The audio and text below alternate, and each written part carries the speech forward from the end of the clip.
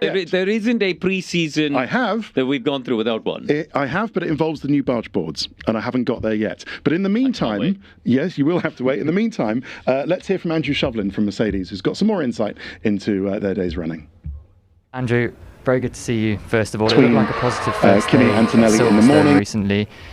A very solid start from the outside, looking in here at the Shakedown as well. How do you sum up today from Mercedes' perspective?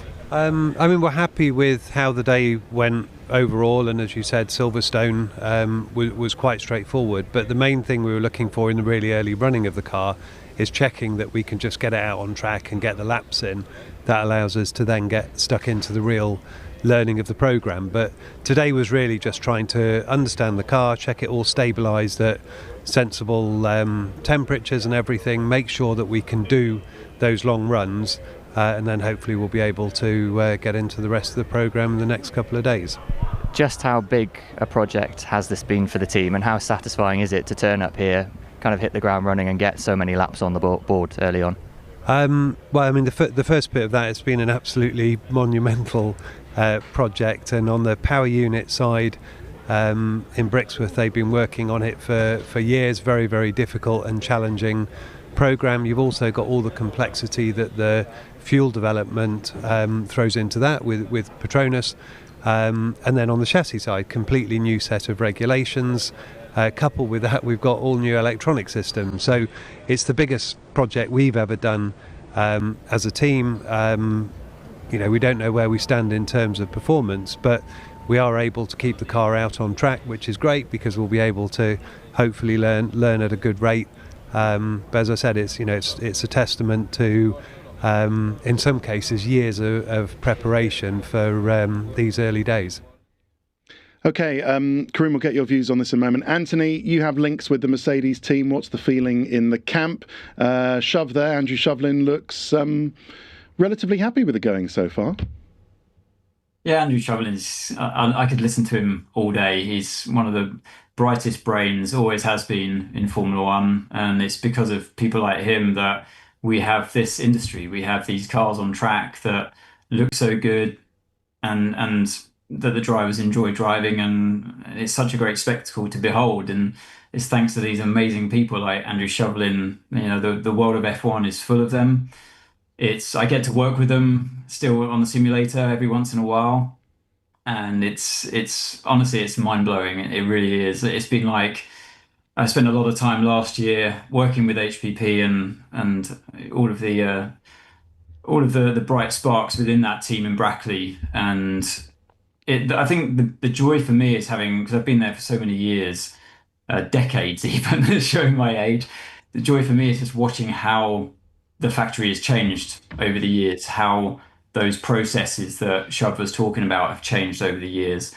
And although it might not be quite as challenging in terms of a power unit progression from the normally aspirated V8 engines that they had in the past to when they went to the hybrid V6s, that's probably why we're seeing a bit more reliability now than back then. But it's everything else that's changed from every angle.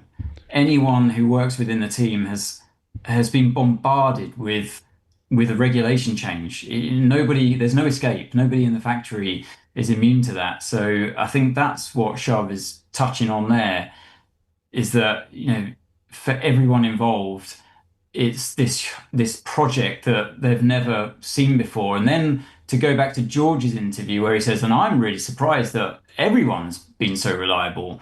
Even he mentioned Red Bull and their new power unit. I think that level of surprise is there because he's seen, as Andrew Shovlin's seen from the inside, that just the seismic challenge it's been for one team. You're blinkered towards your own team, and when you see others that have managed to do what you've achieved, you know the work that's gone in, and you can't underestimate what the challenge has been for all the teams. I honestly, I can't believe the amount of laps we've seen on the board already, the few issues that we've seen arise through the testing, come wet or dry. So it's really impressive. This era of simulation that we live in now, and it's only improving. it's honestly, it's something to behold. Yeah, no, it is very impressive. And we will see what Mercedes do. They've already done 1 out of their 3 days, of course. So we'll see whether tomorrow, Wednesday, is day 2 or not. Maybe they'll choose to do Thursday and Friday. But let's recap some of the other teams out there who weren't running today, but who we have heard from since yesterday. And first of all is Racing Bulls. Now, Karun, Arvin Lindblad was around. We've already seen him talking to Lauren McKees, his sort of boss, I suppose. What would McKees... This is interesting, chat. I mean, were they... Because Christian Horner was kind of Lindblad's champion, wasn't he? So, but McKees is now his sort of proper boss. What would they be? Well, Alan Permain is probably his direct boss. Well, and then Peter Bayer, and then I suppose, but with Helmut gone, and then it's kind of the only one at Red Bull is kind of McKees. What would he be? What advice would McKees, do you think, be giving Lindblad before Lindblad gets in the car? Who had a little bit of a spin in Imola, I think, didn't he, Lindblad? He did, yes. I mean, miserable conditions in Imola, freezing cold. Everything before he got to Barcelona. Before he got to Barcelona.